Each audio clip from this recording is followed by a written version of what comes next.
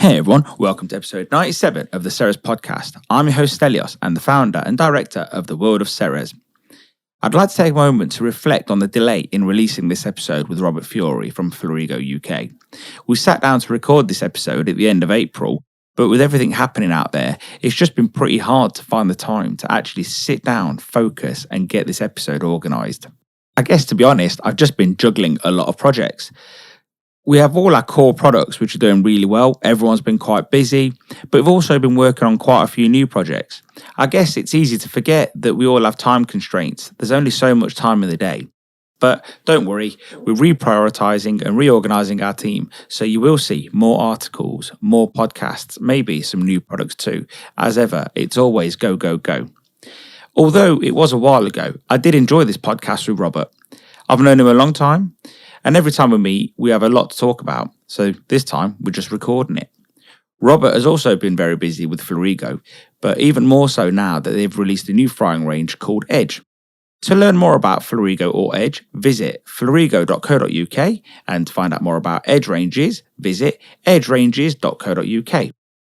As you may have noticed, we have started slotting these little adverts at the beginning of the podcast. We will never insert ads in the middle to break the conversation. We hope that's cool. It gives us a chance to highlight and support what we do, but also gives others a chance to support us too, and we can highlight what they do too. We are proud of the natural batter mix. This is what makes us what we are today. Without the natural batter mix, there would be no Ceres today. To give the natural batter mix the best flavour and texture, we source 2 British flours and 2 unique raising agents. This gives us our signature finish. It's so British, we even source the paper sacks from the UK. The natural batter mix is so simple. You just add water, unless you want to add carbonated water or beer. With no seasoning added, this allows you to add the seasoning of your choice, so why not make it your own? The Ceres natural batter mix has no hidden nasties, no artificial flavours, no artificial colours. Pride to perfection, it is perfect for all businesses, takeaways, restaurants, click and collect, delivery, you name it. To go a step further, we have many recipes that you can make using the natural batter mix. This is a truly versatile solution for your business. In short, we love the natural batter mix. It's our best seller with great operators all over the UK using it. To get your Ceres natural batter mix, visit worldofceres.com today. This episode of the Ceres podcast has been brought to you in conjunction with Central Seafoods, based in Loughborough. If you have a fish and chip shop anywhere from South Yorkshire to Warwickshire and in between, then why not use Central Seafoods for deliveries of fish from Tuesday to Saturday? If you fit this delivery area and you aren't getting your products from Central Seafoods, then you're missing a trick.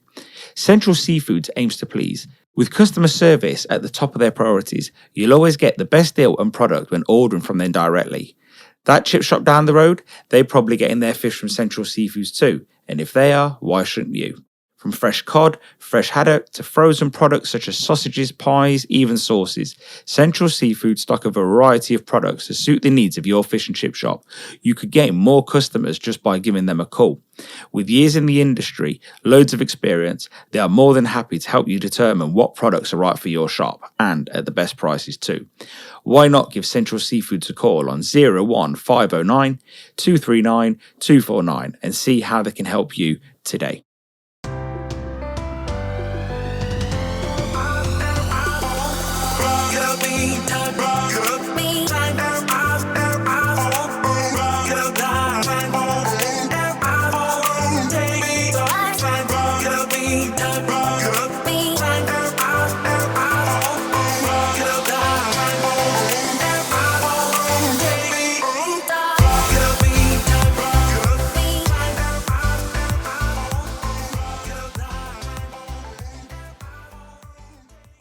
Robert, welcome to the Ceres podcast.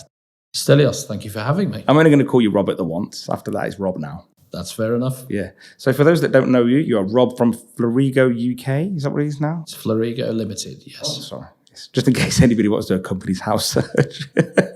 Feel free. We're limited in our capabilities, but we try our best. How are you, mate? Very well indeed. Good, good. So we did a video together a while back. We did indeed. And I thought, you know, we're in the 90s at the moment in terms of episodes, and this will probably be released in the hundreds, I think, give or take, by the time I get it edited and da-da-da-da. But Yeah, I just wanted to get you on the podcast, have a chat, and, More than welcome anytime. talk the metal Feel free. because you shift metal.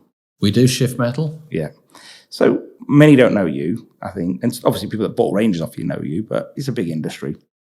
So Florigo Limited, you're the agent for Dutch ranges.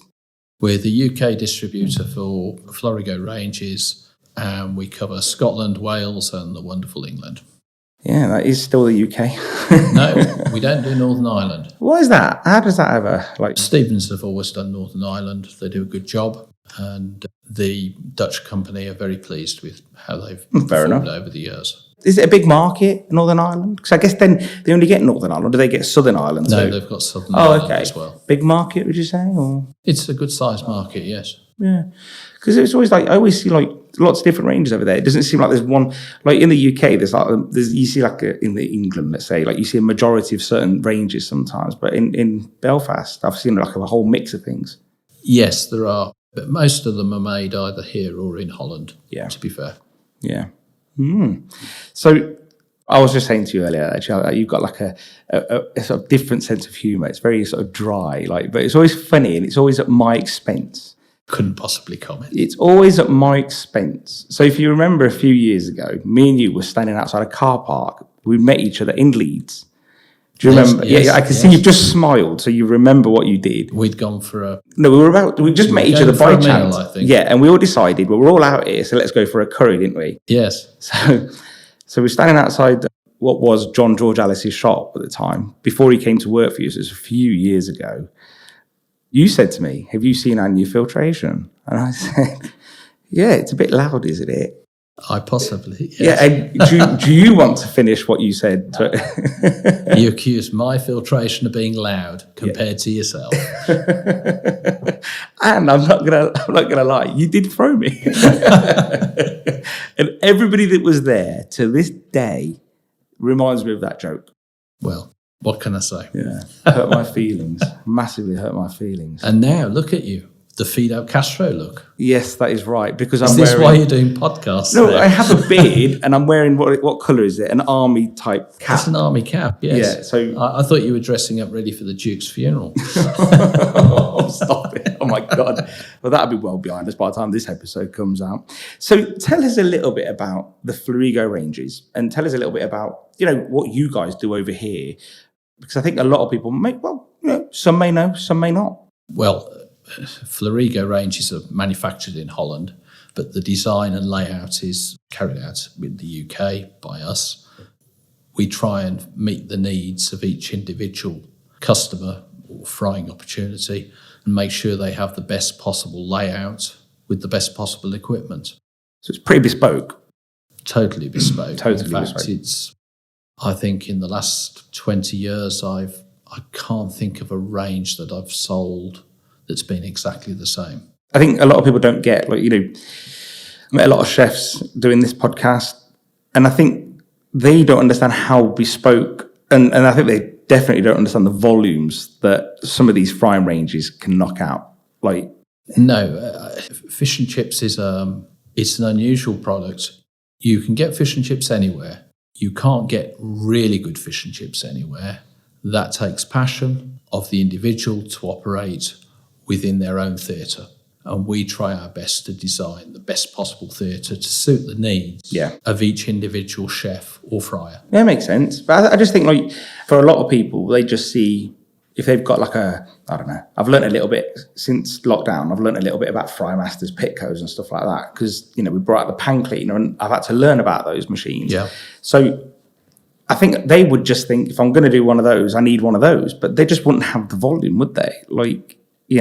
I guess they work for the likes of McDonald's because they've got thin fries and they're frozen and they're par-fried, whereas the minute you start looking at fish and chips volume, it's very different, isn't it? Thicker chip, cooked from raw. It's very... Obviously, the thinner the chip, the quicker the cook. And also, if it's pre-prepared, it's an easier product to process. We would be building something that would take a far thicker chip, far denser product. And quite often, it depends on the operator. It could be a wet product, a dry product, and they've got a definite need that they wish to get X amount out within a set period of time, and we would have to design it accordingly to achieve that. Yeah, no, definitely. No, it's an impressive piece of kit. Over the years, I've bought a couple, and You have indeed. well, I haven't actually. My dad's money. Yes. So, That was a challenge in itself, getting your dad to part with it. Yeah, I guess it probably was. It's funny, the other guy said the same. I think that's the common interest you two have. Probably, yes. But no, I think ultimately, it is astounded me, like how these ranges, all the ranges, they just deal with a complete different caseload. And I think once people see the difference, because even if you just got 6 Pitcos and put them on a wall, you still wouldn't be anywhere near like a 4-pan range, would you really? No, it's a different product. It's a different product mix as well. And the expectations of the operator are totally different to that of a typical fast food joint that's come across from the States. Yeah. So you've not always sold ranges. You've been in the trade as well. So tell us a little bit about your sort of fish and chip shop experience, let's say, as an owner back in the day. I purchased my first fish and chip shop as a wedding present for my wife. Oh man, she must love you. So there's a lot of women out there going, my God, what's this man like? She's still with me. And she did ask for the shop. Okay. Over the years, we've had 3 shops, one of which was a drive-through. That's still around now, isn't it? Yes, it is, yeah. And we did very well out of fish and chips. We made good money, we worked very hard, and we produced a good product. I've been fortunate that I've never had a quiet shop. We bought our first shop, built it up from small beginnings to a decent exit point, and the other 2 shops have both been created from scratch. But you say you're fortunate. Like, don't they say fortune favours the bold? Like, you must have done something to make it busy. Like, it wasn't like luck fell in your lap. Like, but anybody who's in fish and chips, I use the expression, you don't make money in fish and chips, you earn money in fish and chips. And 90% of it is perspiration and 10% is inspiration. And you do need to work. So, do you think back then you was doing something different to your competitors or your peers? Like, or do you think, because I'm just trying to pass out this, it might be an irrelevant thread of thought, but you must have been good at what you did. Like, there's no just where you just had a busy shop because you were fortunate. Do you know what I mean? Like, No. I mean, the first shop we bought, and we tripled the turnover over 2 years, and we kept that turnover at that level. That takes work. But that also takes eye to detail. It means, don't lean, clean. Yeah. Buy good quality product, keep the oil clean, cook it at the right temperature, and don't cook it too soon. Cook it when the customer needs it, so it's always a fresh product for them to eat. Yeah. They're simple things to do, but very hard things to do on a continual basis. In addition, is passing that message on through your staff so they give the same message as you would give out. Yeah. And they are all working for the same ethos and they understand it. Now, if you do that, that will pass on to the customer. Customer gets a good experience. Customer will return. Yeah. Am I right to say that when you did the drive-through, it was the first, there wasn't one before that?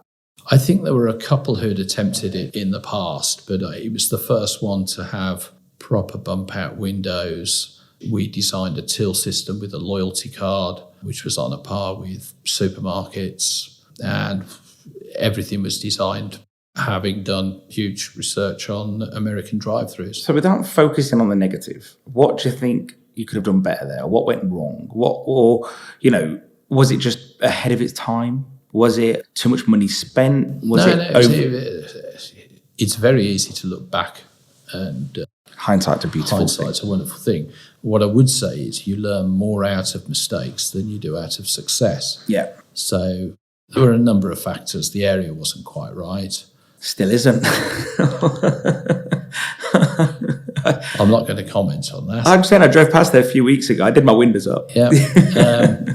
So a number of different things, and you learn from it, and you move on, and you take those bits of nuggets of knowledge, and you make sure you don't do it twice. So did you always know after that Ranges was going to be it for you, or did you? No, we did another shop afterwards. Oh, okay. which we built from zero to good volumes within a short period of time, traded that, we sold that, and then I came into ranges. Okay. And what was that, just because you just fancied something different at that point, or just... Well, no, I came originally from engineering, metalwork and fabrication. I was in the housewares industry beforehand. Okay. So I went back to what I knew originally, which is metal forming and engineering. Okay. Very good. So you wouldn't be selling any other range? This is the only range you want to be selling? It's the only range I've sold for the last 20 years, and we're fortunate that we have a very good relationship with our Dutch counterparts, and they embrace some of the technical advances that we look for. So it's more a relationship than a customer. Well, I guess it has to be, doesn't it? And that's also to do with our customer base as well. We treat it more as a relationship than thanks for the range sale, we're off. Yeah. One of the things that I wasn't overly aware of until probably a few years ago is that actually the Dutch ranges in the UK are actually a lot bigger than the Dutch ranges in, let's say, Holland or Belgium, because for the most part, ranges in those countries are just for chips, aren't they? Fries.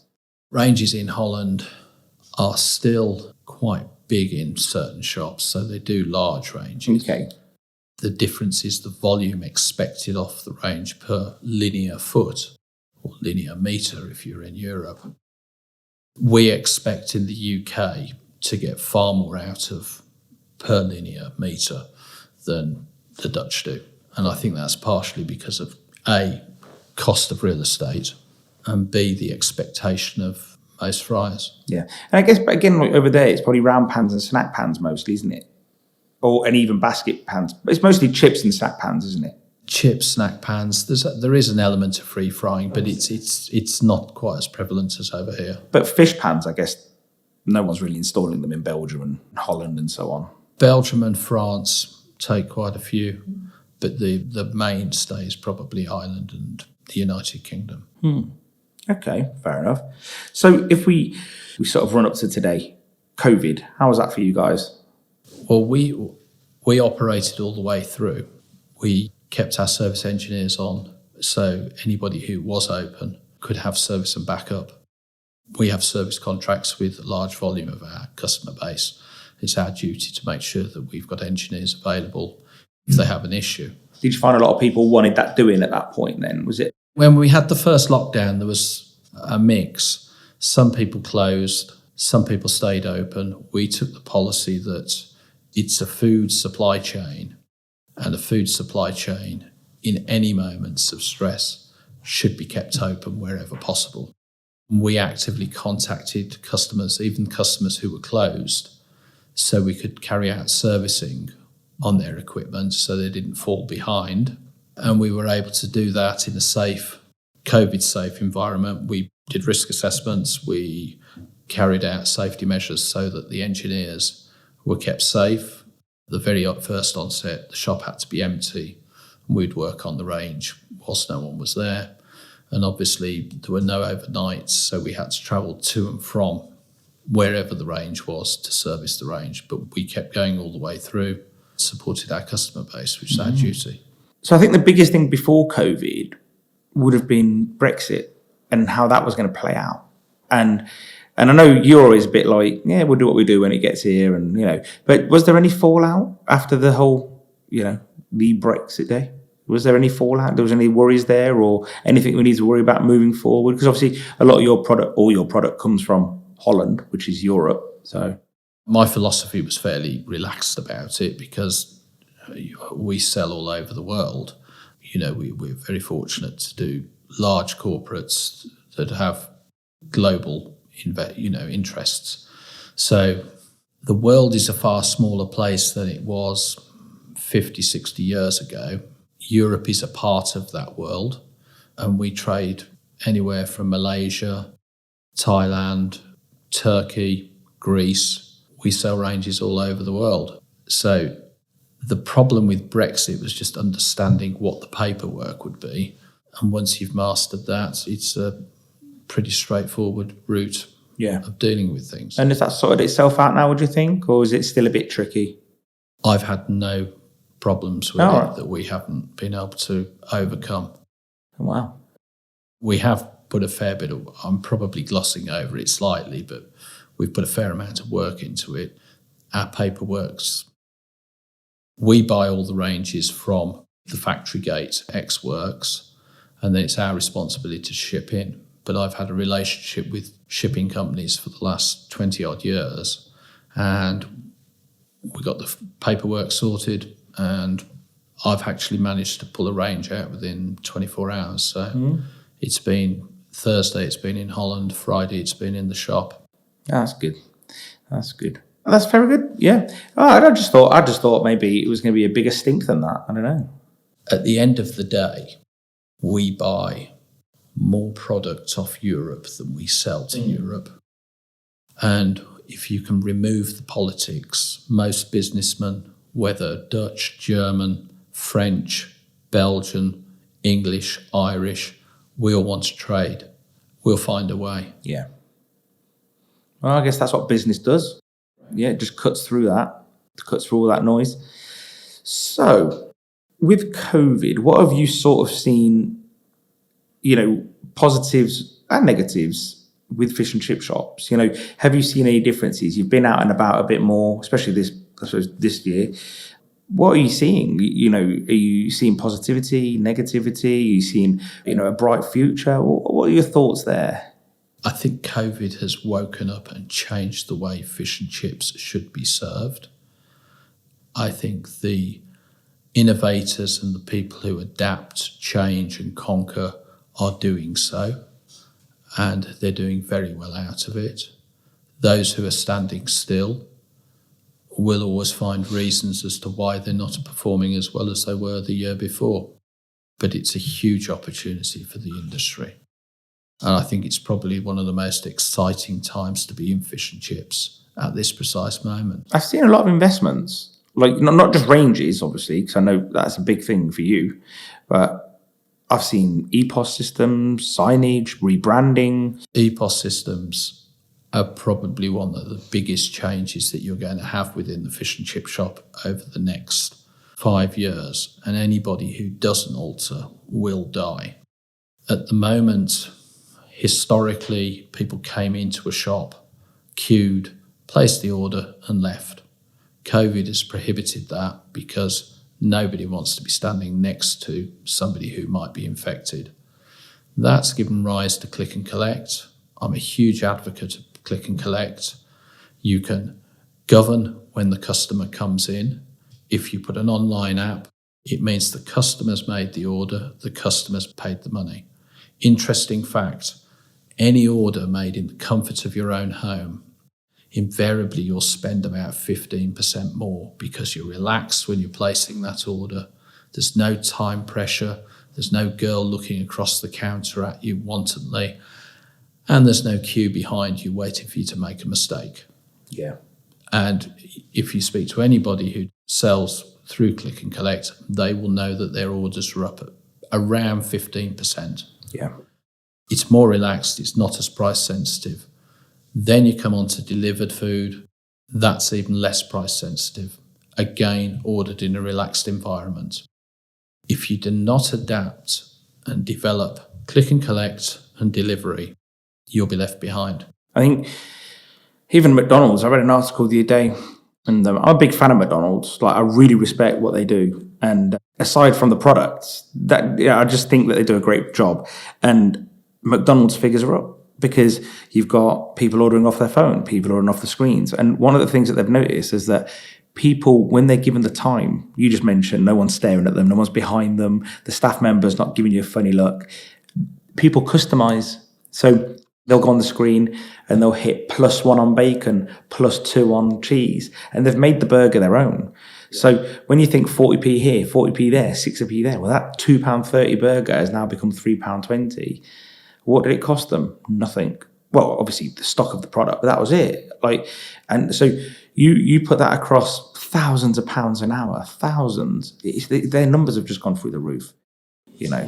It's not just that. For fish and chips, if you order the product at home, you look at the end bill. And fish and chips has always had the problem and the stigma that it's if you put the price up 5p, I'm going to lose a customer.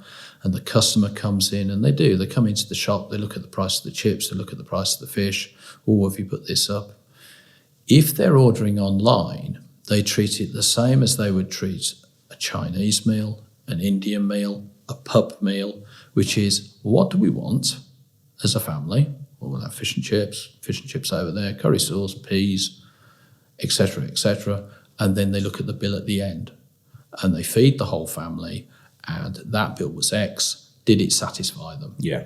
And I think if the customer's looking at that, which click and collect does do, and so does delivery, they will always look more favourably on it, because fish and chips is great value. Yeah. Great value. It's better value than a lot of things in the high street, and a lot healthier for you. It's probably better value than your Mackies as well, if we're honest. Like, it's pretty, Well, Mackies is often a mistake made. Mackies is a grazing opportunity. Yeah. Fish and chips, 9 times out of 10, is a full-blown meal. Yeah, it is. Yeah, it is. You'd have a Mackies before you have something else. Correct. Yeah, as you can tell by my size. I'm not saying a word. Don't worry, you showed it in your face. But no, I think for me, one of the biggest weaknesses that the fish and chip industry's always had is that this inability, whether it's we didn't want to or we couldn't, and when I say we, I mean collectively as an industry, it's the upselling and cross-selling opportunities. And by going online, it does it all for you. And someone said to me recently that they just made sure they put all the high profit items on the top page. Because think about a screen. When you scroll down a screen, it's like whoever searches on page 2 on Google, nobody. Yeah. So you put all the high profit items right in front of eye level. So people are just like, yeah, I love that. I love that. I love that. Well, you're not forcing people to buy it. They just buy it because they want to. But position on a screen is really important. And I think that this is now giving people the opportunities to simplify menus, get rid of things that don't work. Why you got a freezer full of crap that you're never going to sell? Get rid of that and replace that with great quality homemade products that have got high value, a high profit margin, and they sell. High profit margin things sell. So because people, again, they're like, oh, I'll have a bit of that. Oh, it's like they're just ordering whatever. And I think you're right to some degree. When they don't even probably look at the bill because they're paying by card, which means that that's a problem for another day. No, I think I don't think the public are that naive. They do look at the bill, but what happens is they'll look at the bill as its entirety. Yeah. The same as they would look at if you were buying an Indian takeaway. Wife chooses one thing, husband chooses another thing, children have X, Y, and Z. Bill comes to X. And with fish and chips online, you can do the same thing. And it's the final bill. And the final bill invariably is always favourable compared to the options. If they're in the shop, they tend to try and split it down. Oh, is that the price of peas? But the reality is they don't do that when they go to the pub and they have a side order of peas. They don't go, that's X. They just say, well, I want that. It'll go nicely with the meal. And that psychology is carried across when you order from home, be it click and collect or be it delivery. I almost see that COVID's given everyone the tools to have an omni-channel business now. You can have delivery, you can have it click and collect, you can have it walk-in after this. No one's ever going to stop walk-ins after this, are they? I think you'll always have walk-in, and I think that's partially a vetting of the shop. So people who are doing click and collect or doing delivery, occasionally they'll come in, they'll want to see it cooked in front of them. They'll probably want to have a chat with the person who's behind the counter. Make sure it's not a mong. And, well, they can also see the hygiene of the shop and the processes, and that's a good thing. The sharp operator, or the clever operator, should I say, he'll probably put a webcam on his app so you can see the hygiene and the processes of the food being cooked. And that's probably where it'll move going forward. Funny you should say that, because I did exactly that in my local town. We had a Chinese that we bought off when we first moved there. We ordered it. It was all right. It's not Chinese, isn't it? It's not really Chinese. It's British food, loads of mystery. And and I remember went there to see it, like to order the food. Like we ordered about 3-4 deliveries. And then I thought, I'll go collect it today. I've not ordered it since. No, but so that's an opportunity for a great operator to show off his operation. I did a podcast must be about 6 months ago now, with a chap from Dodo Pizza. And Dodo Pizza is the biggest pizza chain in Russia. Huge. They're bigger than Domino's, bigger than, you name it, Papa John's. They've got probably 400 sites in Russia, which for Russia is probably, actually, maybe it's more than that. It's a lot. I can't remember now. I'm paraphrasing. But they have this policy that it's 100% transparency. Everything. If you go on their website, and I'll show you afterwards, you click a store, it tells you how much they took last week. Every single store. They have charts, how much they took, everything. It's full transparency. They don't hide anything. I don't think you can in Russia. Well, no, I suppose they're just thinking, might as well. But they've also done the same thing in England, China, and somewhere else. So they've adopted this, this open approach. But the other thing you can do is, say when you go on to, let's say, I don't know, because they've got one in Warsaw, so you go on to www.dodopizza and then click Warsaw, you can see them making pizza. Brilliant. Yeah, and I said to him, I said, has there ever been any faux pas? He goes, just once somewhere in Russia. Probably got shot. I was going to whisper that, but he probably did. No, he didn't really. But just to make it clear, no one got shot. But can you see this real transparency? And he says, the customers really appreciate it because they can see everything. They see how clean the staff are, how much they're working, how careful they are when they make the pizza. Yeah, I was quite impressed by this Dodo Pizza. I must admit, even over here, where their Warsaw store, you log in, go on, it's they took £4,000 last week. And you think, that's not a lot. And they'll say, and I follow them on LinkedIn. It's we're having troubles with the Warsaw store. We can't get the numbers up. Maybe we'll try this, we'll try that. And I said to him on the podcast, are you not... does it not bother you? He goes, no. He goes, we've just put it all out there. And it's so amazing. Because I don't know, I can't imagine any other business doing that. I just can't. No, I can imagine that they could also do it, but no one I know would do it.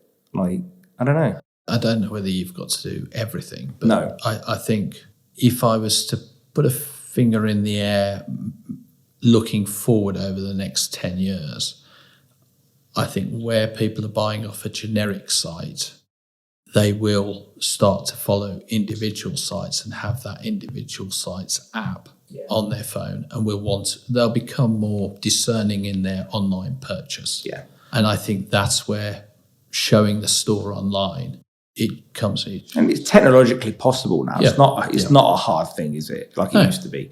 But I do think, for me, the quicker that people can either not be on aggregators if they're not, or at least if they are, try convert them to direct sales. Correct. I think for me, it's a real big thing. Why give away all that margin? You don't have to. Use it to get them over and then do it. But one of the things that I was thinking about on my way over here, are you aware of the Theseus paradox? Enlighten me. All right.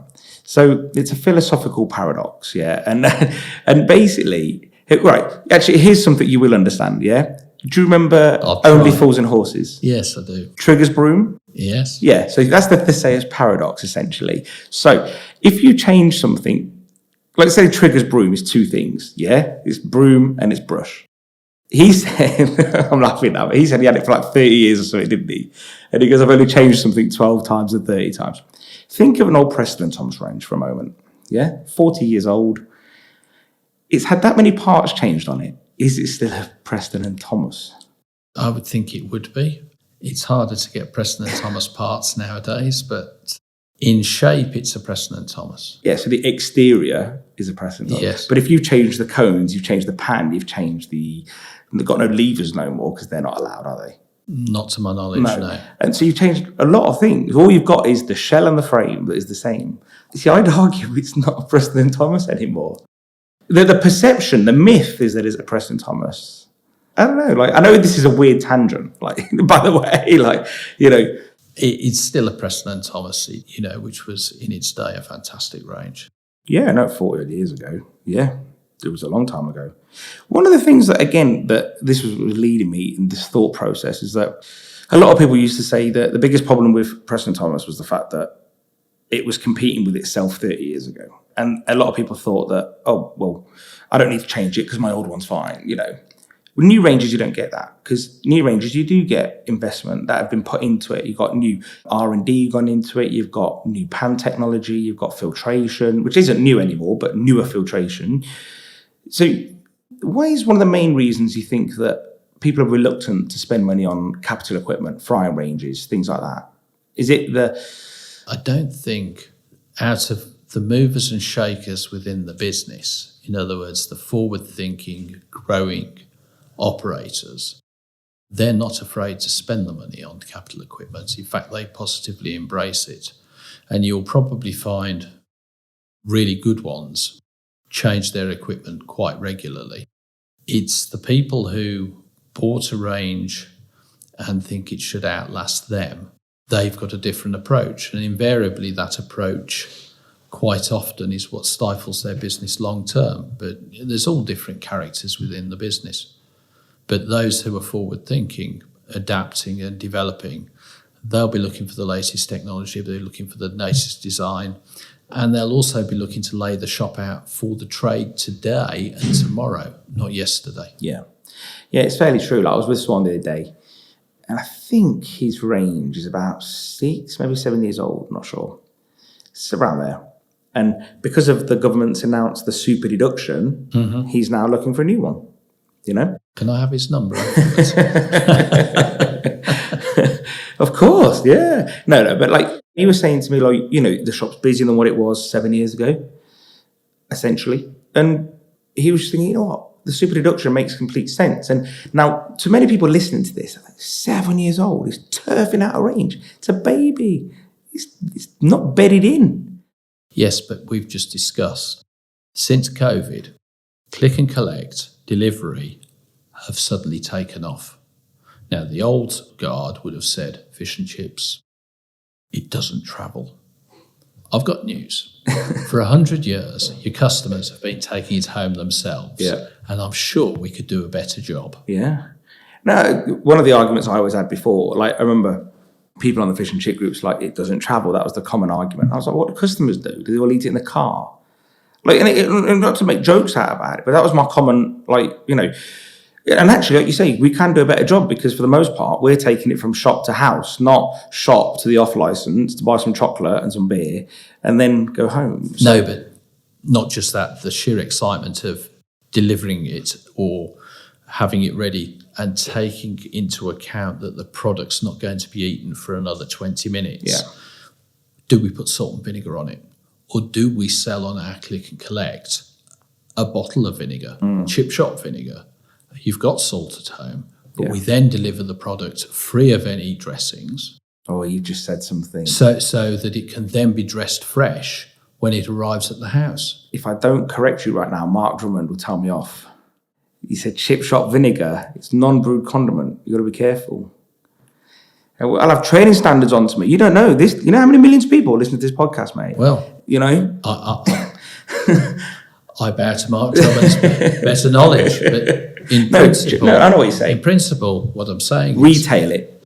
You should be retailing it, which is another upsell, but it means the product arrives in its naked state. Yeah. No, I agree. I agree completely. So are you guys, I guess you're busy now. I'm hearing range manufacturers are pretty busy at the moment. I guess it's a combination of the bounce back loan, super deduction, just the fact that I think COVID has given everyone a big old scare and a big old look at your business. You know, do you want to die and wither away or do you want to keep pushing forward? And I suppose my question is, A, are you busy? And B, what are you sort of seeing? Are people upgrading? Are they going from £3 to £4? Are they going from 4 to 5, 5 to 7? So what are you sort of seeing in that respect? It's not as simple as that because obviously we offer a diverse range of products. It's about looking at the business, looking at where the money is being made and redesigning that production process so it can be done as leanly as possible whilst offering the greatest diversity of product available. So for some people, it's gluten-free pans. They want pans separate from the rest because there's a high celiac contingency. Other people may choose that historically they've always fried in beef dripping, but they're going to put a vegetarian pan in because they have people from different backgrounds who can't eat products out of beef dripping. It's about adapting to today's market and giving yourself the biggest competitive edge. And that's what drives new range design and new range sales and new facilities within ranges. Yeah, that makes sense. Yeah, I guess it does make sense. I think a lot of people are frying differently now. I think, I mean, it's fair. I can see why, because, again, to not mention McDonald's again, but it'd be remiss not to. The way that someone that I know that has one, which has a few, she says when they moved over to the screens and the apps and so on, they needed 3 times more staff in the back of the kitchen because you've got to be faster getting out the food. So a lot of people think, oh, they've got no staff anymore. No, they're all in the back. There's loads of people. The kitchens are like 30% bigger, 40% bigger. So when I chat to people now that are doing click and collect deliveries and so on, it feels more like a restaurant because you've got tickets and you're working towards getting an order out for a certain time. So you need more capacity in some ways. What I found regarding click and collect, from a wrapping point of view, a girl on the counter or a boy on the counter can wrap twice as many products as they can if they're handling the money and dealing with the customer. So if you have a click and collect app, which the product, the meal's ordered online, and all they have to do is pack it for a set time, they can do twice the volume that a girl or boy could deal with walk-ins. Yeah. So there's a huge saving there.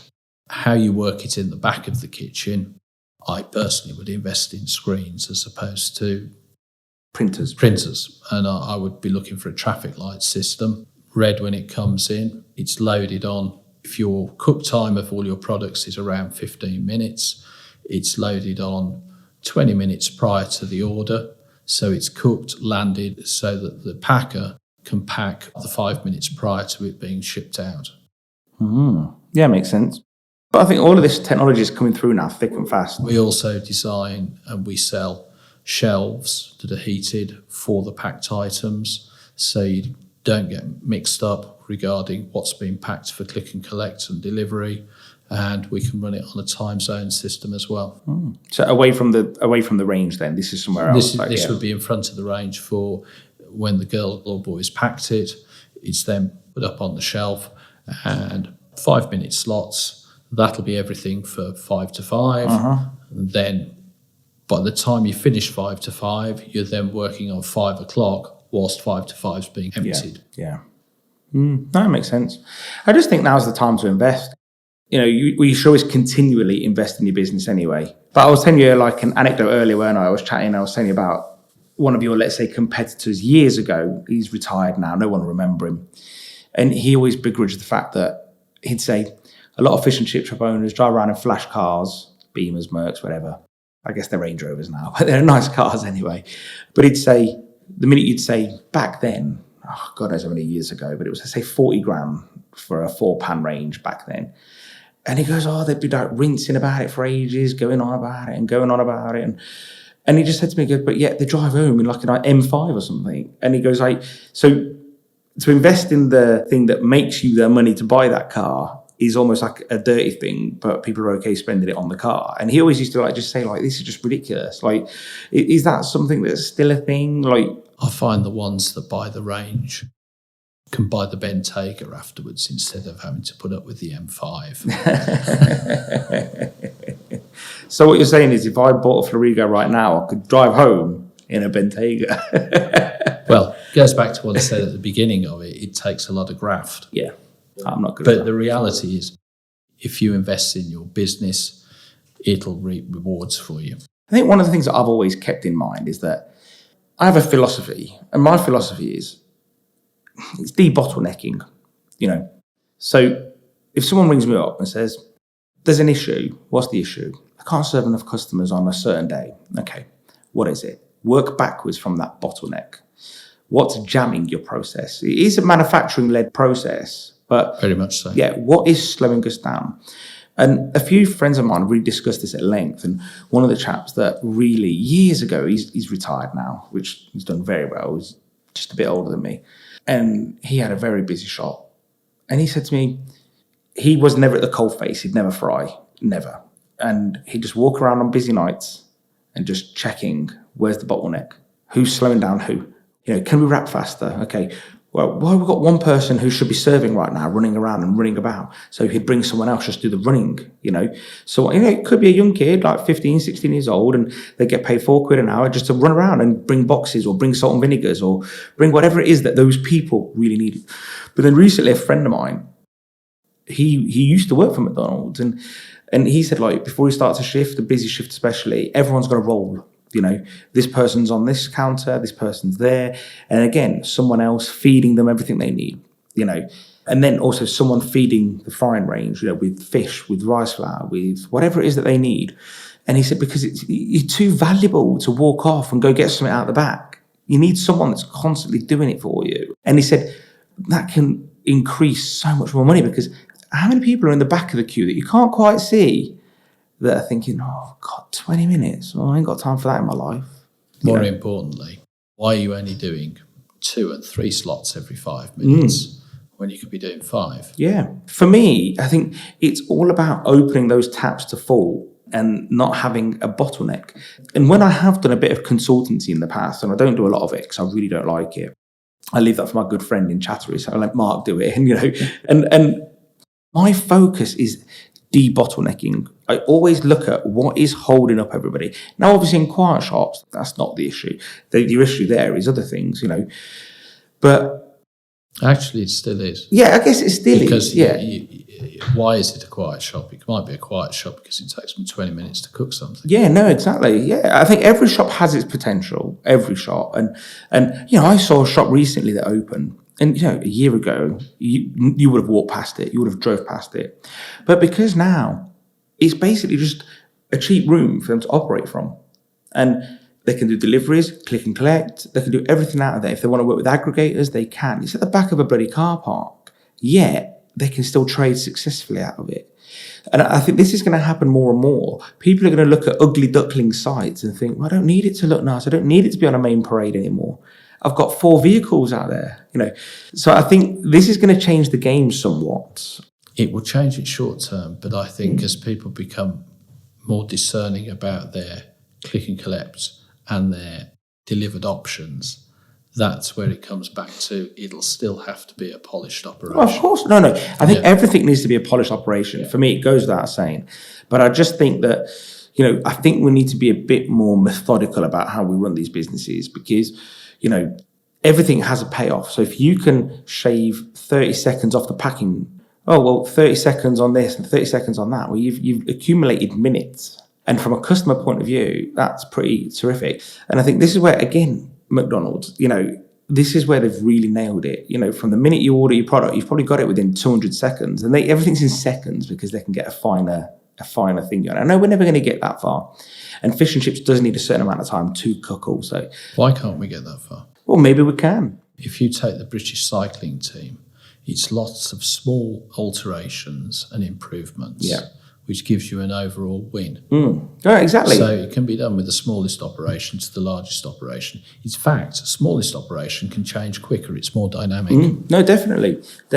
But I do think you're right. If you can tweak one aspect of running that business, one aspect, you've gained something. For example, another thing that my friend does is, again, I've always done this, so it's nothing amazing, but it makes a big difference to running the business. So most people, they open, for the most part, 12 till 2 and 4 or 5 till whenever they close. All the staff get there at 11:30 and all the staff get there at 4:30.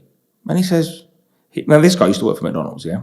So he says, I don't do that. He goes, I stagger everything. He goes, essentially, I have staff coming in and out of the whole shift over half an hour periods, So if he opens at 11:30, he's got his prep team who then do the lunch, and then 11:30, one girl comes in, then 12 o'clock, another girl comes in, and then 1:30, another one comes in, and then 2 o'clock, one goes home.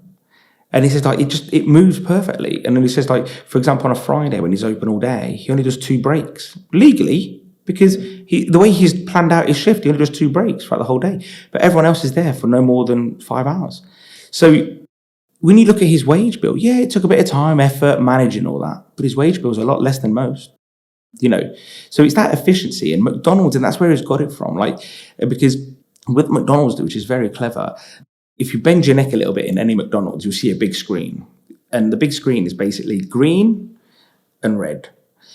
They always want it to be in the green, always. And it's a live profit margin, live. So you can see the totals accumulating, and it's giving you an immediate calculation of margin, which is pretty amazing. Like, imagine if we all knew that. Like, you know, and when they see that it starts to dip into orange, they don't want it to get into red. So they'll start taking people off. So they'll say, right, on the burger grill, go on your break, go on your break, it's fine, And then the girl on the fries or the person on the drinks, go on your break. And then all the salaried staff take over. So, because their salary, it's already factored into that margin. Yeah. And then you see the margin thing stabilize. It starts to stabilize. And then if it gets busy, because again, they know how busy they're going to be. Well, they know roughly because they're smart. When it starts to get, it actually goes into the orange again. So you'd think now at this point, well, 1 minute, it should be in the green. No, they figured out that actually these people can't do the money that we need to do. Bring the team back. And it actually goes back into the orange, But now most people would think, McDonald's would want to keep the staff low. No. Why don't they want to keep the staff low? Customer service. And you can't serve enough people. For them, it's all about volume. McDonald's business is all about volume. And I think this is where sometimes I feel like fish and chips has lost its way a little bit. We've all gone for the higher price. And I say we collectively as an industry. Oh, you can charge more for that. Don't worry. You can charge more for that. It's a collective voice. Dude, charge more, charge more. I think we've lost our roots of value for money sometimes. Value for money and volume. If we can stick to those two things, it's all about serving more customers. You serve more customers, then, you're left with more money at the end of the week, at the end of the year, and so on. I don't know, how do you sort of feel about that? Are you one of those collective voices that say, lift your prices? I don't feel you are. You spoke to me a little bit about when you had your fish and chip shops. And there are many different ways to do it, and you can produce very good profit out of what I call a discounter value shop. That's a different model. And by the same token, you can produce very good margin out of something that's highly priced but best quality. It depends on the area you're in. And it also depends on you as a person, what you feel, comfortable purveying. For me, I always stick to the words value for money. Not expensive, not cheap, not for being funny. But even expensive or highly priced, it still has to look and feel good value. Otherwise, even the wealthy person won't buy it. Yeah, I agree. So value should shine throughout. Regardless of price. Regardless of the ticket price. Yeah. I'm a big fan of that. I'm a really big fan of that. And I always say that your equipment, well, all the equipment, frying ranges, it allows for volume. So for me, why would you want oil sitting there at 180 degrees doing nothing, blowing off steam? For me, it's the more product you can put through that oil without losing that temperature, obviously, the better the product's going to be. And the longer your oil is going to last and so on. And again, I'm not saying that people should be discount merchants either. I'm just saying they should aim for a GP and be good value for money. If you give good value, whatever business you're in, customers come back. I've mentioned this before on the podcast. A friend of mine, he's always about this. And he says it costs you no more to serve an extra customer, because you're there. Your costs are all covered. Yeah? Correct. So, I don't know. Let's say you served 100 customers today. If 2 more came in, did it cost you any more? No, it cost you your product. Your labour was covered, your oils were covered, or your net costs were covered. An interesting thing he does, he has 2 opening hours. One that customers know about and one that staff know about. And they're different. So, for argument's sake, 12 till 2 on the window. Yeah? Staff know that it's 1:45 till 1:15. Yeah? They don't close the doors. They don't sit there looking at the clock thinking, oh, let's go shut it now. It's 2 o'clock. We've got to shut. And he says, if he serves 2 extra customers in that 10-minute, 15-minute window, he's talking 10 grand a year.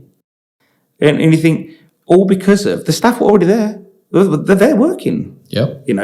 And a lot of the time I see, and I've done it. I'm not even going to try and act like I've never done it, but you sit there, it's 2 o'clock. I'm literally 2 minutes time standing at the door with a key. Yeah.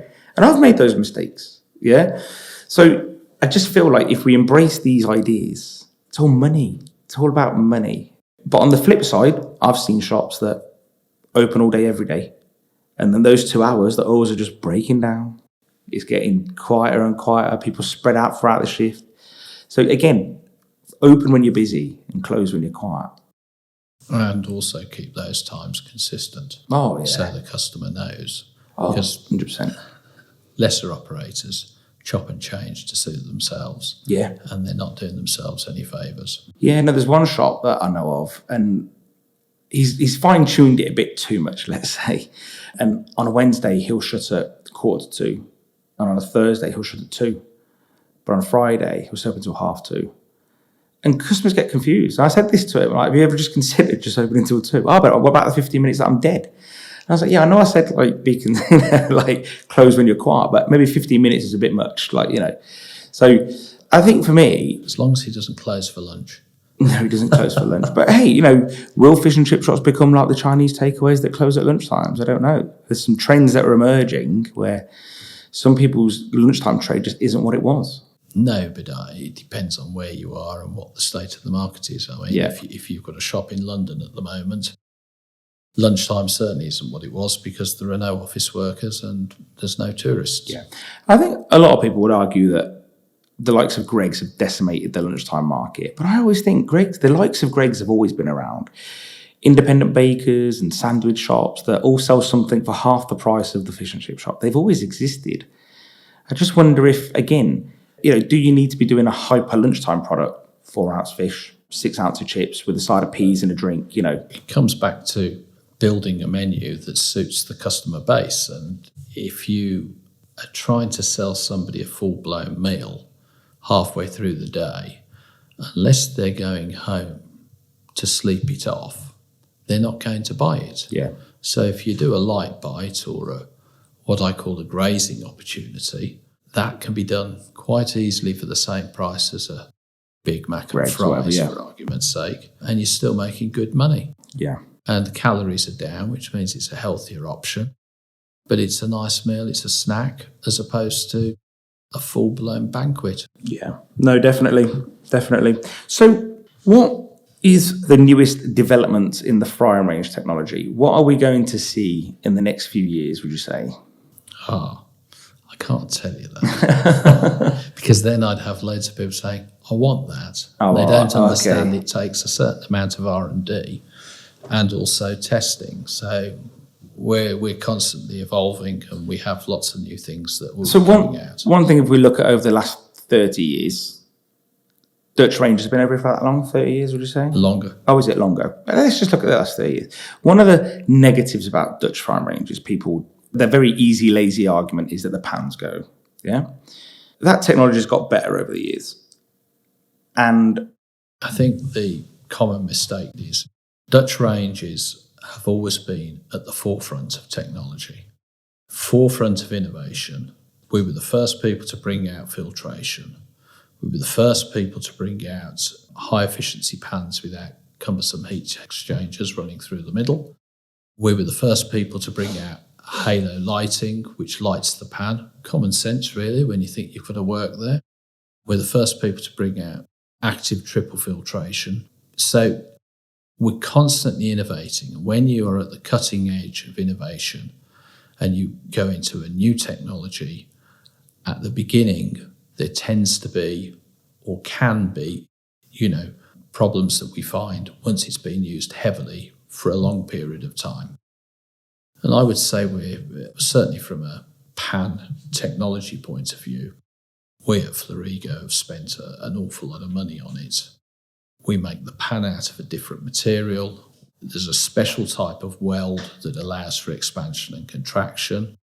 We use a similar material for the internal combustion chamber that we use for the pan.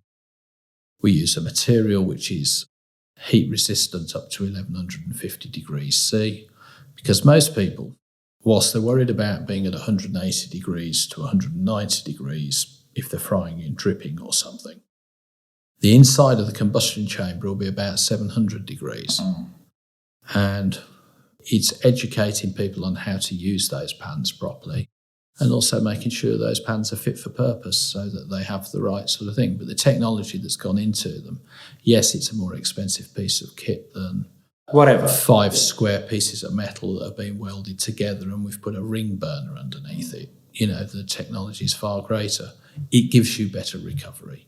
It gives you more product out of a small footprint, and it gives you a consistent fry every time. Whatever the volume, with intelligent burners, we can adjust the burner automatically to compensate for how you've loaded the pan. So you've got these huge leaps forward, and if there is a problem, we've always warranted and stayed by the warranties. We give longer warranties. In fact, it was Florigo who took pan warranties from 2-3 years to 5 years, no quibble. And we've always stood by those things. So it's about looking after our customers and making sure they get the right product that does the job for them and does it in an expedient manner.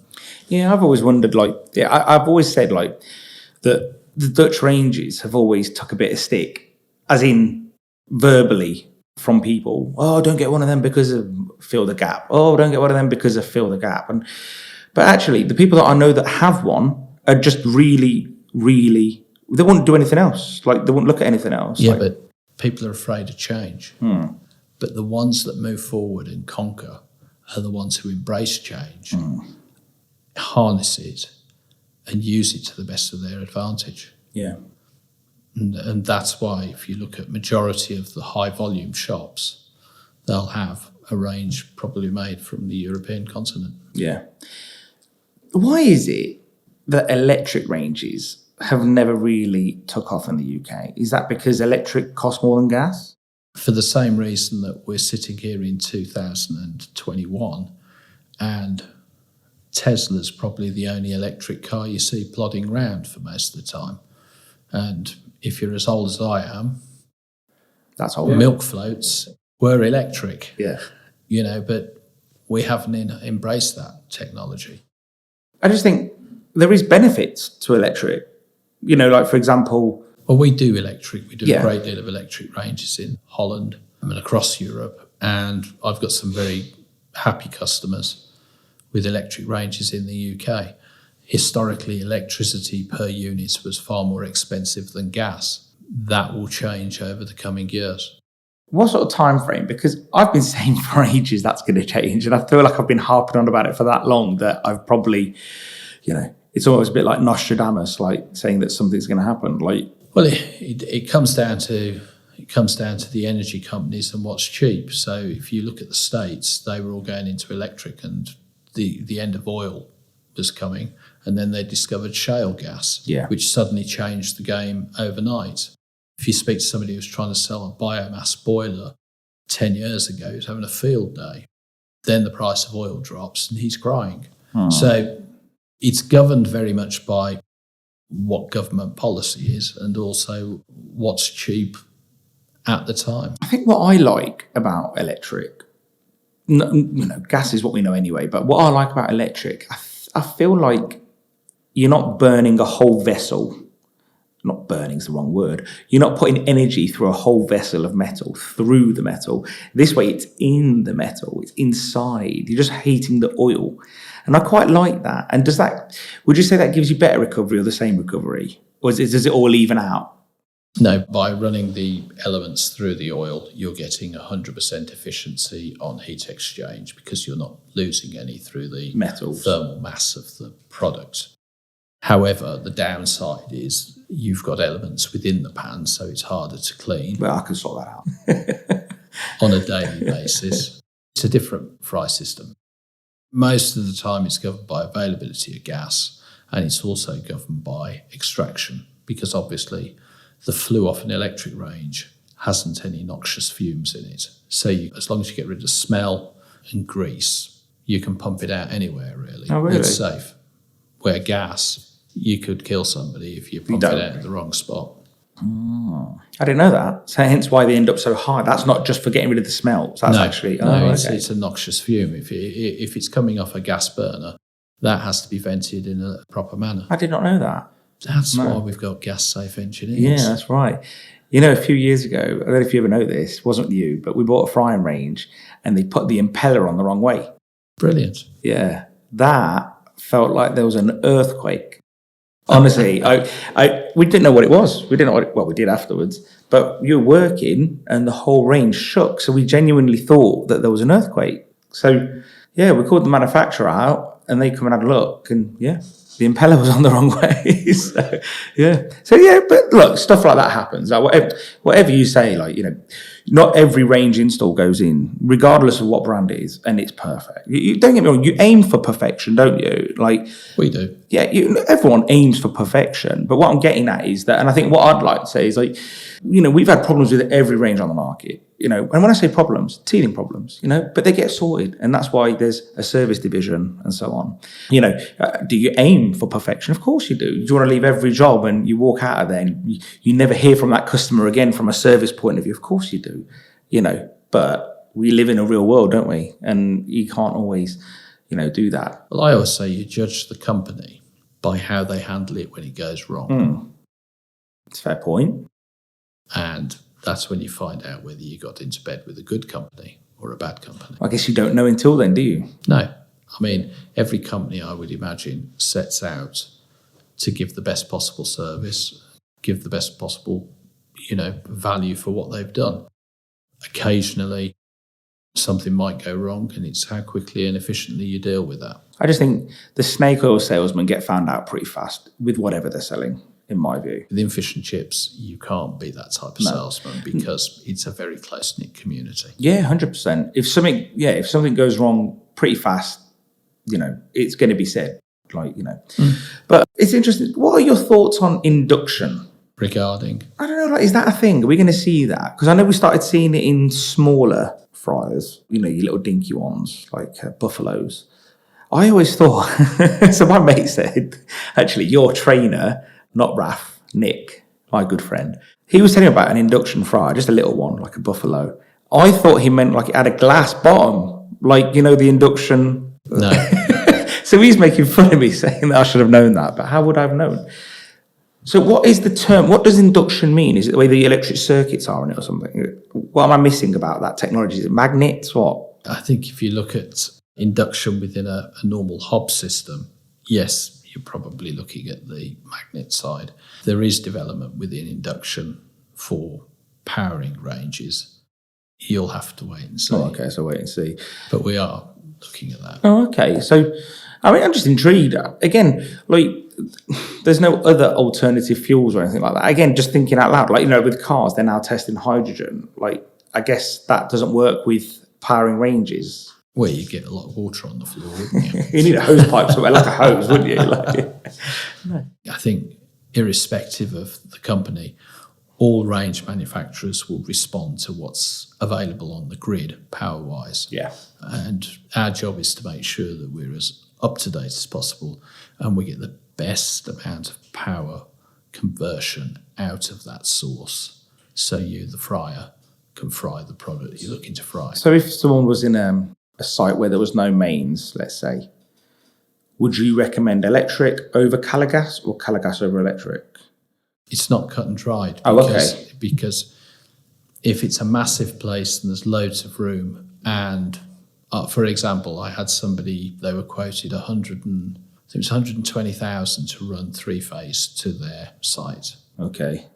So if the site's got a large amount of space, the answer to that would be, I would use bottled gas and make some space available for the bottled gas.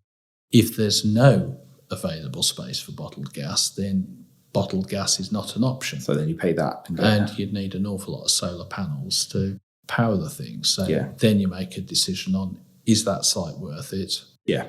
And do we invest that level of money into that infrastructure? I went to a friend's shop recently in Collingham, which is like Nottinghamshire, and he had this big, huge tank in the back of the shop, well, behind the shop, shall I say. And I didn't realise it was his. And I was like, oh, what is that? Like, it looked like a petrol tank, essentially, but above ground. And he goes, oh, that's my Calagas. Yeah. So it wasn't lots of little bottles. And basically they... bulk tank. Yeah, and they send like a message to like head office, I guess. And they, when the pressure gets low, I guess because it's gas, they come and fill it up. Correct. Yeah, I thought that was just really quite nifty. Like, but obviously mains would be cheaper and easier. Does it burn differently, propane gas? Propane. It is propane, isn't it? Yeah, propane gas, I don't want to get too technical on this. Propane gas, historically you would have needed different jets. Mm-hmm. On high efficiency, you just adjust the flow rate. Oh, really? Yeah. Clever stuff, isn't it? So what can you tell me about range technology? Come on, there must be something new that Florigo can tell me right now. You can't just keep saying, oh, well, you'll have to wait. Well, I mean, yeah, we've given you a few things. We are launching an off-the-peg group of ranges which you'll be able to buy. They won't be bespoke like Florigo, but they will have the workings underneath similar to the Florigo. They'll be made in the same factory, and that range will be called Edge. And Edge will give you very, very good value for money, but it will be an off-the-peg purchase. So less bespoke. Less bespoke. Because not everyone needs all of that. Someone's happy just saying, I want a free pan range and off we go. So Correct. Yeah. It'll still have filtration. We offer an upgrade to the industry standard of triple filtration. That's not quite the same as Florigo, but Florigo has always been an extra step ahead of the rest of the industry. It'll be something that you'll be able to order online, and the price will be on the website for you to order. So at the moment, if I want a frying range, the way I've always done it over the years, with my dad, for my dad, is we'd call someone like yourself, you'd come out, get your tape measure out, how many spuds are you using, how many fish are you using. All right, let me go back and give you a price, and then my dad haggles until you bleed. So, or cry. So how would it be with the Edge then? It's the same as if you were buying groceries online or anything else online. It'll be there. There's the price. The deal is, if you want a deal, buy it. So it'd be like me buying a Pitco. I go on the website, pay with my card, and it comes. No, it'll only be, Edge will only be available through ourselves. It's our range. We're selling direct, so there's no distributors involved. We would be the people who do the install. It's backed by Florigo service and backup. It's the Florigo engineers that would install, Florigo engineers that would service it.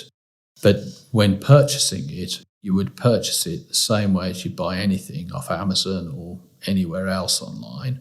Choose what you want, and it'll add it up, and that's the figure.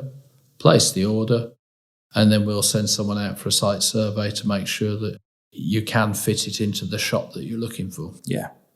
So I don't want to word this incorrectly because I'm thinking of it as I'm going along here. If Florigo is like, I don't know, the high performance, the top end, it's like your Mercedes, where would the Edge be? The best way to describe it is Florigo is a very bespoke thing. It's designed and laid out according to the shop's needs, which is very important. That takes an element of interrogation of the shop owner to understand their trade, understand their product flows, and then we design a range bespoke to that person's needs. That's the benefits of a Florigo. With Edge, you're buying something that's a stock item to a certain extent. In other words, that's a 3-pan, that's a 4-pan.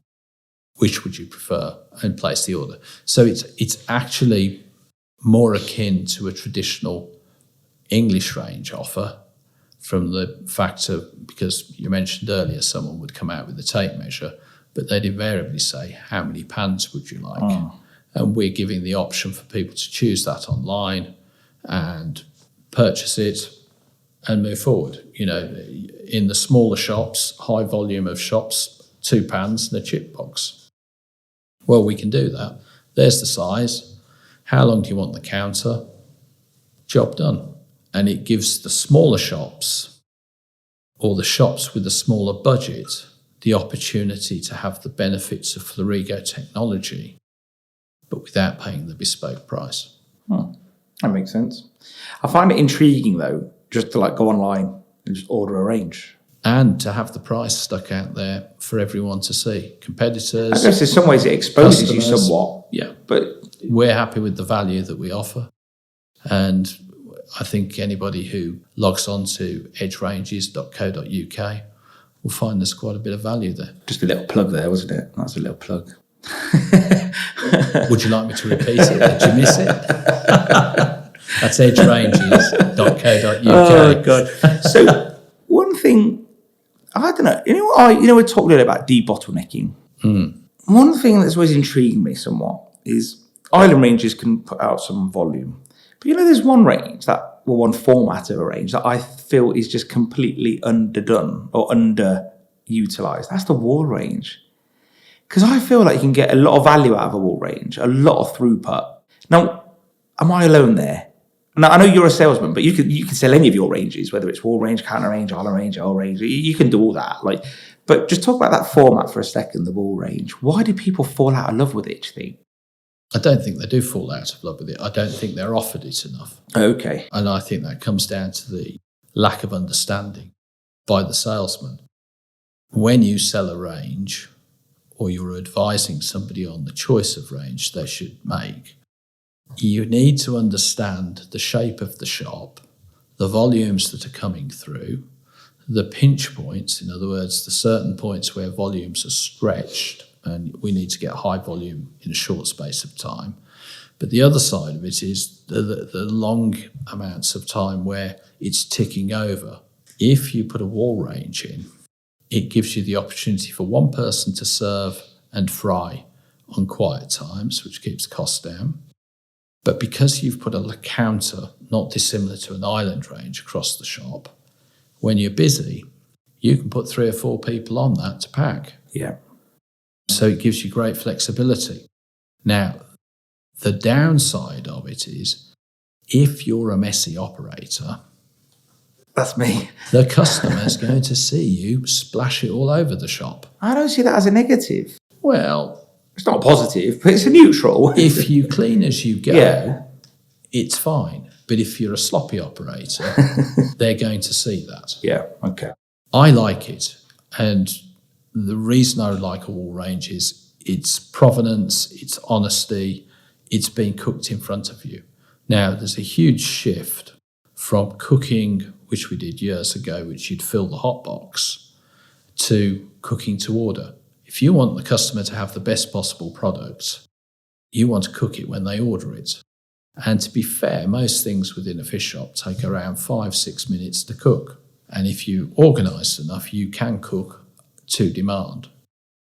If there's a wall range, you've got great communication with the customers, great communication with your serving staff, and the customer can see that the product's being put in when they ordered it. Yeah. There's an element of theatre for the customer as well. Yeah, providing you're good. I mean, I've seen you fry style. And to be fair, I'd stick to a dark kitchen if I was you. Oh, God, we had to throw one in, didn't you? No, but you have had the benefit of seeing me fry over a long period. And I did like the island range, don't get me wrong. I don't work in the shops no more, but we bought an island range off you back then. And I've worked counter ranges, and I think now they've got, I can't remember, they've got whatever. They've got island range and an island range L range. Is that what you put? Yeah, you put one of those. And they've got one of your competitors in the other one as well. And I don't know, from a format, not talking about the technology of each range, from the format point of view, I appreciate an island range sometimes because you know what? You just want to put your head down and fry. You don't want to talk to everyone that comes in the shop. But if you've got a small shop, I would probably go for a wall range over a counter range, for my. Think of a shop that one of your customers, Raphael Chandler's sister, Jessica Chandler, which was Raphael Chandler's shop, Cross Street. It's a pokey little thing, the shop, that is, and look at the volume that little shop does, because it's 4 or 5 steps. It's a busy little shop. And I mean little as in footprint. And I don't know, I think it's a great little shop. It's a very nice shop. Yeah. It's governed predominantly on the shape of the shop and what you can do. But counter range has its place. Yeah, everything does. Yeah. But a wall range will give you provenance and it gives you the theatre. In fact, I was chatting to somebody today and I've advised them it's a £6 range, so it's not a small range. But due to the shape of the shop, I've advised they go for a wall range with a counter in front. Yeah, that makes sense to me. Another shop that... Especially with halo lighting, because that lights the whole thing up. Yeah, it makes sense. And it gives you even greater theatre. One of my other customers, which is one of your customers by chance, is Terry Collinson in, I forgot the area, it's in my head. It's called Small Fry. And it's a tiny shop. It's like a half front, but he's got a wall range and a counter. And it probably wouldn't be able to be a shop if it wasn't a wall range. But recently I was telling one of my other customers to put a wall range in because he does a lot of deliveries and everything. And I don't know, for me, maybe I'm sounding like I'm trying to sell people a wall range, but I don't know, I just see, don't rule it out is what I say to people more than anything. If you've got a small shop, don't forget the trade's changing. It's cooked to order. So you don't need a huge hot box to show it off. And if you have a small shop, don't think of just a wall range being along the back of the shop with the counter in front. We do them at 90 degrees. So if you've got the counter across the shop, the wall range down the side of the shop, the other side's your raw produce. Yeah. So it's like a galley kitchen feeding forward, and that enables you to get more people on for serving at the busy times. Yeah. Yeah. No, definitely. I'm a big fan of them. But it comes down to picking the phone up. If you have an unusual shop, get the specialists in. Yeah. Genuinely. We genuinely come out to design the shop. Yeah. And it's about understanding your needs and advising you, this is what's going to be best for your business. Yeah. Now, it's your choice then. Do we take that advice or do we go a different path? But you've then got an informed decision. Yeah. With modular units, you know, think of the Fryemasters and so on. Do the Dutch do them as well? Is that something you guys? Yeah, we do them. Prior to COVID, we were spending quite a bit of time marketing to the restaurant markets because we can give the same high volume of a small footprint. Okay.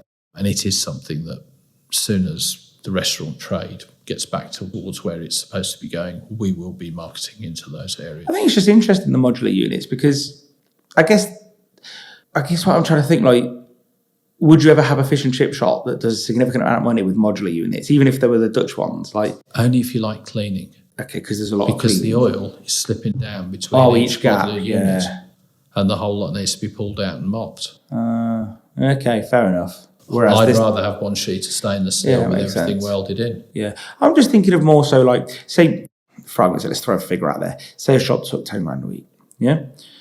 And then worked hard. It started doing, a year down the line, it was doing 12, 13 grand a week. They could probably do with a bit more output. What would you suggest? Like, you wouldn't suggest changing the whole range after a year or two, although that'd be nice. Or would you just say, no, slip a modular unit there? If they'd have had our advice, the range would be fit for purpose to grow to that volume. Oh, okay.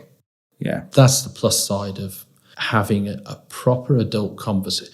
Most people, when they call up a salesperson or call a company up, they want to know a little bit of information and then they want to go away and make their own decision. We're here to advise you to get the best out of your shop. It's your choice whether you buy it or not. But if you go and sit down and have a proper in-depth discussion with one of our advisors, we then will understand A, what you're doing, B, what the aspirations are, what the best case scenario is and what the worst case scenario is, and how to design something to fit those needs. Yeah. And if we've done our job properly, you shouldn't actually have a problem like that 12 months down the line. Oh, that's great news.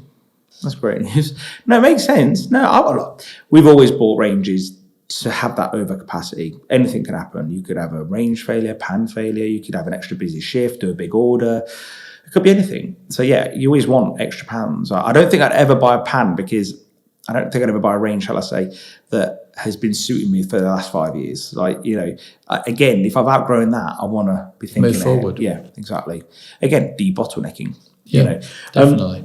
One thing that intrigues me is a few years ago, there was no service contracts. Although they exist for EPOS systems and so on and so on and so on, I see the logic of them. Many don't. Many would say, oh, they're just profiteering. But there's a cost to having service engineers throughout the country, isn't there? So that's where the service contract sort of comes from somewhat, isn't it? No, I disagree with you. Oh, okay, go on. I think ranges are becoming more and more technologically advanced, and they do need a specialist to service them. Years ago, it was a tin box with a fire underneath. Nowadays, it's a graduated burner. It'll alter according to how much you load the pan. It's going to get the maximum amount of yield out the gas. It's going to be gentle on the oil. It's going to clean the oil. It's going to increase the longevity of the oil. Because it doesn't drop as far, it's going to give you probably a 10% greater yield on the chips. So you have this highly complex piece of equipment, which your livelihood's based on this. This is the engine of the shop. Now, if you go back 30 years, it was a very simplistic piece of kit. And the approach would have been, only get engineer out when there's a problem. I don't need to have it serviced. And a lot of old-fashioned shops would have run like that. And because it's a simplistic piece of kit, it will chug along, slightly off tune, for a continuous amount of time. Today, you have a highly sophisticated piece of kit which is squeezing every penny of gas it can out of it to give you the production you want, giving you better recovery. It needs to be serviced. So number one, the equipment that you buy, it needs to be serviced. It's the same as buying any type of vehicle today. If you don't change the oil and service it, guess what? It'll break down. If you're going to have it serviced, we do it in easy payment systems. You pay a monthly payment, and that covers the service at the end of the year. It's about setting down in the open and being transparent. This is what your cost is. This is how we're spreading it. And everybody knows what they get. So there's no big surprise bill because everything was fine and then suddenly it fell off a cliff. It's a structured, budgeted approach to servicing. And the other thing is we've taken the approach of, instead of just selling the range and leaving the servicing to third parties who may or may not know your product or our product, we want to look after it cradle to grave. And by doing that, we give you better value, because nobody who isn't thoroughly trained is poking around underneath, not quite knowing what they're doing. That's why we do service contracts. And it's a shift within the industry to an understanding. And I always liken it to farm machinery.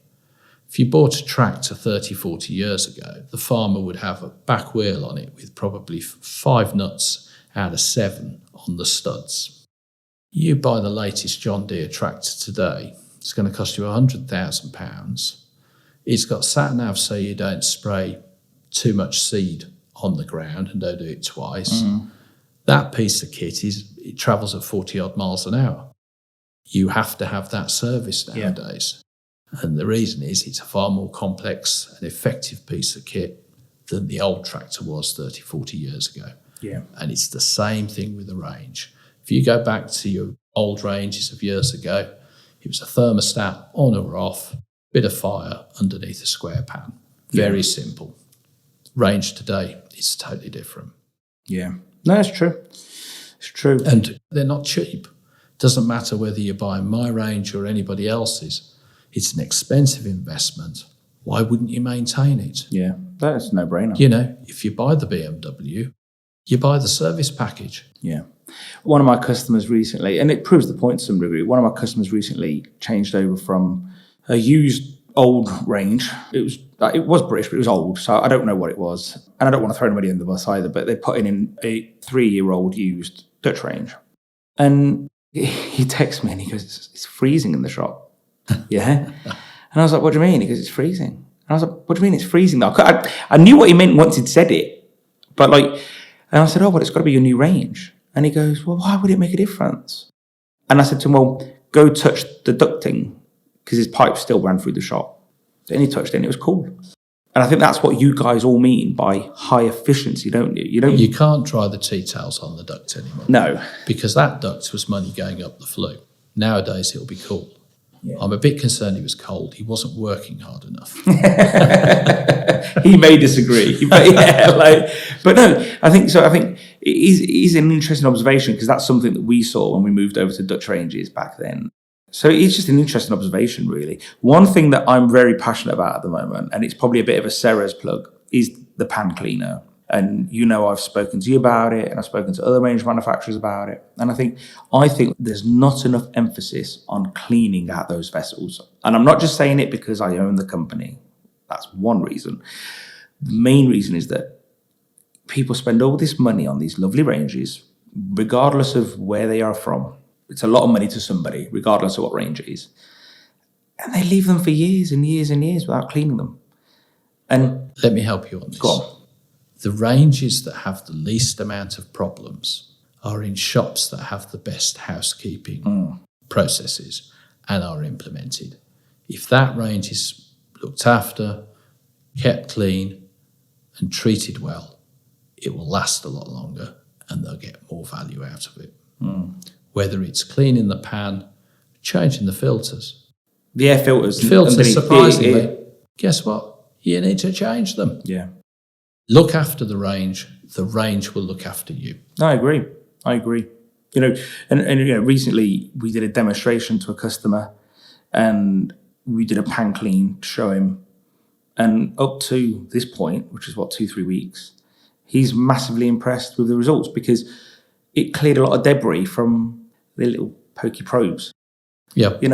And I'm going to mention his name. Charlie Collins. It's not him, but this is an anecdote about Charlie Collins. He won't mind me saying this. But he was about to buy a Florigo off you. I don't know if you know the story. It was a while ago, and I did a pan clean on his range, and he goes, I'm going to ring Rob and tell him I've got another few months out of this range. And I said to him, don't be silly, you still need a new range, it's still crap, it's really old, his range, like 20 years old, whatever. So, no, but I just feel that it's one of these things that I learned from the likes of McDonald's, how often they clean their vessels, their pan vessels, and it's because they do want a cleaner product more than anything. But, you get... Well, if you have a build-up of debris within the pan, when you heat that pan up, it's got to heat the oil through that barrier of debris. The metal, then the carbon. Yeah. So if you have a barrier there, you are stifling the ability for the heat to be transferred into the oil, which is what we're trying to do as efficiently as possible. Yeah. But that's no different to somebody will spend £10,000 on a sign outside their shop and they never clean the tubes. Or the sign. Yeah. But they'll spend the huge ticket price to start with. Maintain it; it'll look good forever. 5 years down. Yeah. 5 years down the road. Yeah. But that comes down to how you operate. That comes down to, do you have fresh uniforms on each shift? Is the shop cleaned? Do you go that extra mile? If you do, you'll be a good operator. If you're a good operator, you'll have a good business. Yeah, that's so true. I agree with you. This is how I like to run a business. The only thing that's dirty in my life is my car, actually. I've just been thinking about it. I was just going to say my car's spotless, but it's disgusting. So I need to make more effort also. One question I wanted to ask you is, moving forward, this is probably the parting question. Moving forward, what are the risks, challenges to fish and chips? I honestly don't see. There's risks in everything you do. Yeah. I could cross the road today and get hit by a car. Let's hope not, Rob. Well, for the car driver, if nothing else. I see fish and chips, it's exciting. It's as exciting as it's ever been. The advent of click and collect, the new ways to deliver products, I see it as a huge opportunity. And every shop I've owned has been pretty good to me, to be fair. And providing you're not afraid of working, fish and chips will be here for a long, long time. It'll see me out. It's one thing you've always said to me, over the years, when we mentioned somebody, he's a hard worker. And that's something you relate to because you're a hard worker. I'm hard on myself. I'm not that much of a hard worker. But no, well, Rob, I just want to say, thanks for your time. Pleasure. We've gone into this early evening. It's not often you get me on these. No. You're not much of a talker. No, and you've only made one joke about our weight, so I've tried to be polite. New Year's resolution. No, but honestly, mate, thanks for your time. Excited to see what's going on as well, with the new product launch, and I hope that goes well for you. And I hope 2021's a good year for you guys. Thank you, likewise, and everyone else who's listening. Hope it's good. Thank you for your time. Thank you, man. Big thanks to Robert Furey for coming on to the Ceres podcast. If you want to know more about Florigo or Edge, visit florigo.co.uk or edgeranges.co.uk. And also a big shout out to the episode sponsor, Central Seafoods. To get in touch with Central Seafoods, call them on 01509 239 249. I know it's a phone number, but you know what? They're on Facebook too. Go looking for them. The Ceres podcast is brought to you by Ceres Pure Food Innovation.